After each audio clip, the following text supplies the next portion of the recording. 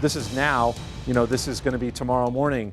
This is tomorrow night. Could be anywhere within that cone. I wish I could tell you exactly where it's going to be.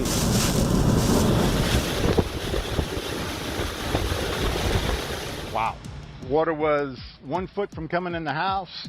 We definitely underestimated. That's crazy. They're not expected to intensify this much. We've never had water like this. We had water this much in Opal in '96. This is more than Opal. Between local and state and federal, there were hundreds of rescues that were done. We've got a lot of cleanup to do, and I think if we all pitch in, we'll get it done.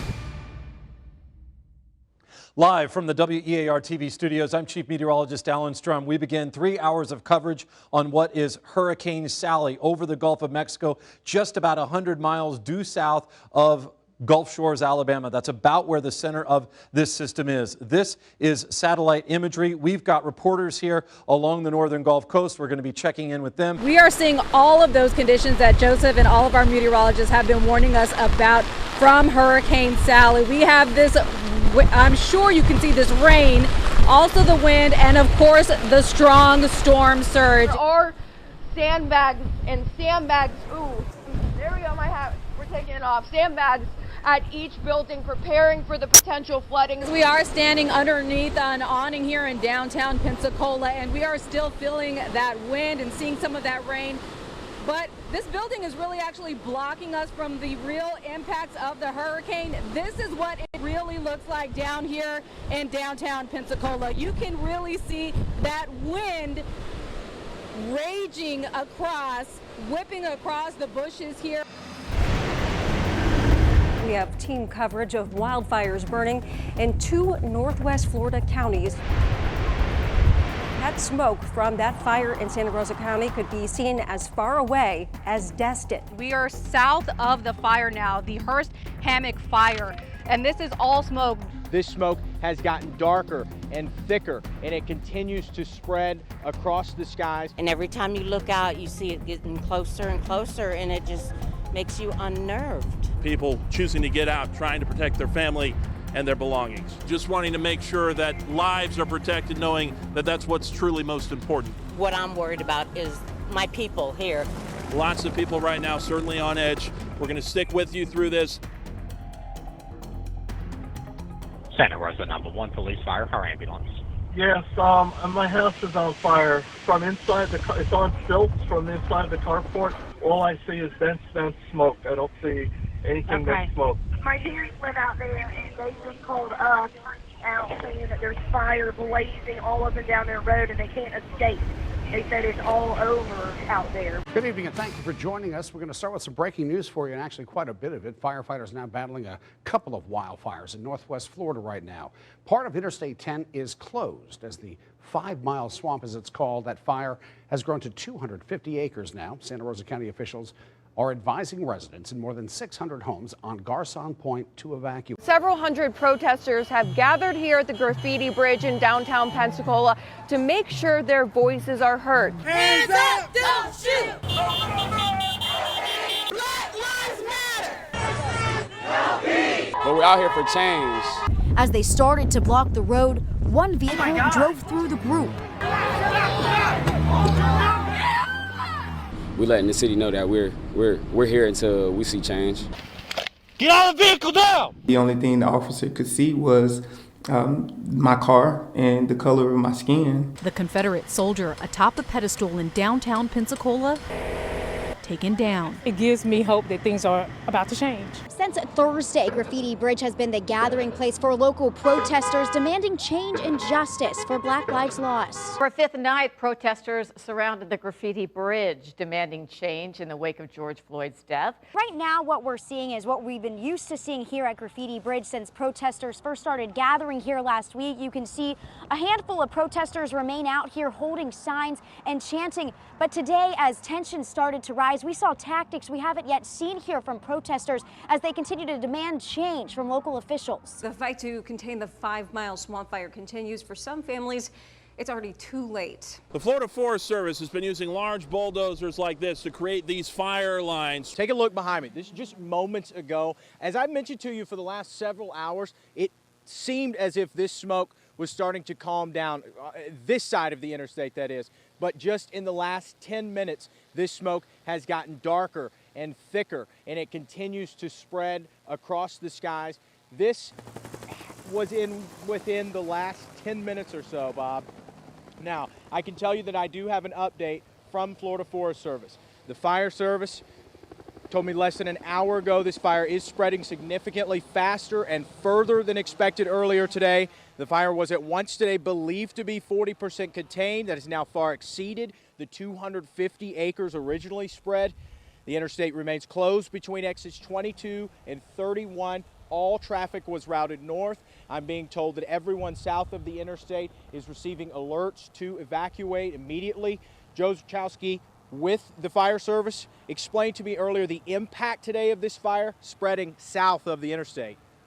There's still big fuel pockets in there ready to burn, and as this dry weather continues to push through, it's going to keep burning. Now with it south of the interstate, that's a whole new fuel bed for it to take a bite out of.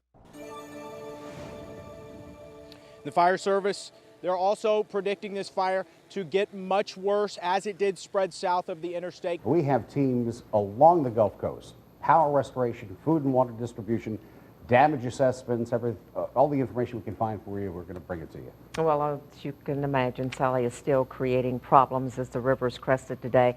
We go now to our affiliate reporter, Erica Stanish, near the Blackwater River. This area is completely flooded here, and the farther back that you go, the deeper it gets. And check out this home right over here. This is just one home that has been impacted by the storm. You can actually see just how high the water is there at the fence line. I was talking to a man who lives just right around the corner here, and he tells me his home is flooded and full of water, but it's still not enough to make him leave. Sally knocked over a lot of trees, tore up a lot of trees, and that's always a big danger. And a member of our Channel 3 family had a very close call during the storm. She shows our Tanner Stewart what happened.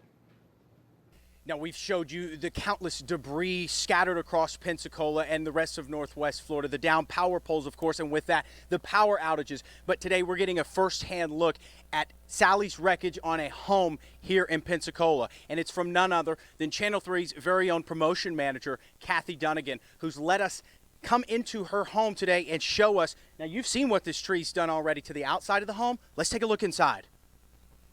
Now, once inside the home, you can see the real damage that this tree did here inside. Unbelievable, really. It struck through, as people at the station describing it as looking like a spear had run through the ceiling. And joining me now is Kathy Dunnigan herself. Kathy, you have a smile on your face. You say this happened before. Well, yes, during Ivan, actually, I had a live oak at the front of my house, and it laid totally across the whole house, and it went through my daughter's bedroom and the living room and damaged the middle bedroom. I was a little bit shocky, honestly, because all the sheetrock came splattering down on my face. I mean, I was in bed. It was 1 a.m, not totally asleep. I heard the crack of the tree, and I kind of came to, and then the next thing I know, I have sheetrock just raining down in my eyes and in my mouth. Kathy, we wish you the very best. We know you do so much for us, honestly, and if there's anything that anybody can do, you deserve this to be fixed. Any final words? A laugh might be what people need now. You know, I keep a sense of humor, everyone. You just have to. I'm Tanner Stewart reporting. Tonight, a story of inspiration and hope during this pandemic. A Pensacola mother is back home tonight. She survived a month-long battle with COVID-19 and beat the odds to do it. As Channel 3's Renee Beninati reports, her trip home started with an emotional send-off from the people who cared for her. This afternoon, Sue Metzler left this hospital after a long battle with COVID-19. She was on a ventilator for 17 days. 64-year-old Sue Metzler was wheeled out of West Florida Hospital Wednesday. Our cameras capturing this emotional send-off. Doctors, nurses, and staff surprised her by lining the lobby, clapping, and cheering her on. I'm feeling grateful. I'm feeling relieved. I'm feeling happy I get to see my kids again. On April 1st, Metzler says she called for an ambulance after she had a fever and was having trouble breathing. Doctors diagnosed her with COVID-19.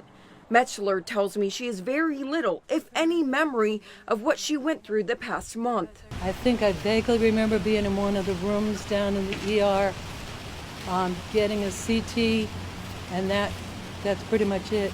I don't remember anything else. Dr. Munaf Siamwala tells me Metzler's health quickly deteriorated. She was moved to the ICU, placed in a medically induced coma, and was on a ventilator for more than 2 weeks. Her oxygen requirement was 100%. So that's when we thought, this might be end of her. When someone is on a ventilator settings this high, the mortality can be over 90 to 95%. So she was lucky to be among those 5% who came out of it without any major issues. Dr. Siamwala says her health started improving after the team began special treatments, placing her on her stomach for up to 17 hours a day. We had to paralyze her as well, because when you are putting someone on their belly, you have to control the breathing. So you have to keep them paralyzed for a few days until they start getting better. Metzler did. A week ago, she was moved out of the ICU, and after several back-to-back negative tests, she's heading home healthy. I didn't know that I was in that bad a situation, so luckily I was too stubborn to give up. She was greeted with hugs from her children, Alexis and Brian, who hadn't seen their mom since she was admitted 4 weeks ago. Metzler is thankful to be alive and for the heroes on the front line who helped her make it through. I may not know every single one of these faces, but I know every single one of these faces had something to do with pulling me through. And I can never, ever thank them enough. We'll definitely never forget you.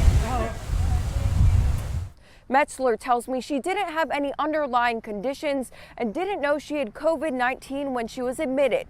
She wants everyone to get tested for the virus if they can. Reporting from outside West Florida Hospital, Renee Beninati, Channel 3 News. It was those runaway barges during Hurricane Sally that left the 3 Mile Bridge battered and closed indefinitely. We've also seen them damage people's homes and literally wash ashore into yards. Tonight, Channel 3's Chorus Dylander investigates how and why this happened. Right now, it's still completely up in the air when drivers can expect to go over the 3 Mile Bridge again. Crews are unable to even do a thorough damage assessment while some of the barges remain stuck along the side of the bridge. And now it's clear that the damage is even worse than first realized, and that's just the beginning of the havoc caused by these barges.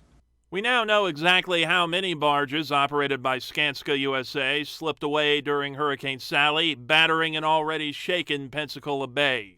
The contractor says they have 55 barges used for the construction of the new 3 Mile Bridge. Of those, 22 washed ashore. A spokesperson says 12 of those ended up on private property. Several striking bridges like Garcon Point Bridge, which remains open. The Navy even unable to stop the runaway barges. One hitting the bridge leading into NAS Pensacola's main gate. A spokesperson from the Navy says there's cracking, but it remains open while being inspected. Most devastating, at least 2 slammed into the 3 Mile Bridge. FDOT says they know at least 5 of the bridge's 105 spans are irreparable, but Senator Doug Broxson says things are worse than first thought. Struck by barges, we now know that there's 30 places at least that were struck over a period of the surge. He says the state doesn't want any quick, temporary repairs. Here is the position of the FDOT. They paid $500 million for that bridge to last 75 years, and they're not going to allow any shortcuts on repairing that bridge. The barges also left some homeowners devastated, like here on Bayshore Drive. A barge stuck in the backyard of this home, only after taking out this home's dock and striking the side of the house. And the barge not only has hit the pier, the dock, but has also hit the corner of the house, and we feel that it has compromised the house. Miriam Breeden says they just moved into the home 3 weeks ago and now have lost nearly everything to this storm. They are feeling helpless. What we are going to do at this point, we have no idea. No one has reached out to us, but we really have no idea. We are still shocked. Skanska USA sent out a community liaison to meet with impacted homeowners like Miriam Tuesday afternoon. And to reach out to them and to let them know that we are going to be an ally for them moving forward for the safe and effective recovery of these barges as well as a conduit to help them through the process of rebuilding. But for the affected homeowners we spoke to, talk is as useful as a broken bridge. What they want is a commitment to pay for the repairs. Now, at this point, with those, you can clearly tie damage to the barges. Are you guys agreeing to pay for any repairs at this point? Skanska USA has set up an email address it wants anyone who suffered damage from these barges to reach out to. That's pensacola@skanska.com. Senator Doug Broxson tells me that by the end of the week, FDOT should have an idea of when repairs could be completed on the 3-mile bridge. Reporting from the newsroom, I'm Cor Snylander. This year, our community has certainly been tested, perhaps like never before. Businesses trying to stay alive and tough decisions being made while the world fights a pandemic. Now, many are dealing with significant personal losses from Hurricane Sally. Channel 3's Rebecca Castor shows us how our community has chosen to rely on hope. Since we last checked in, the wind has picked up significantly out here. We're also seeing the water start to significantly rise as well. A resilient community rocked by Hurricane Sally.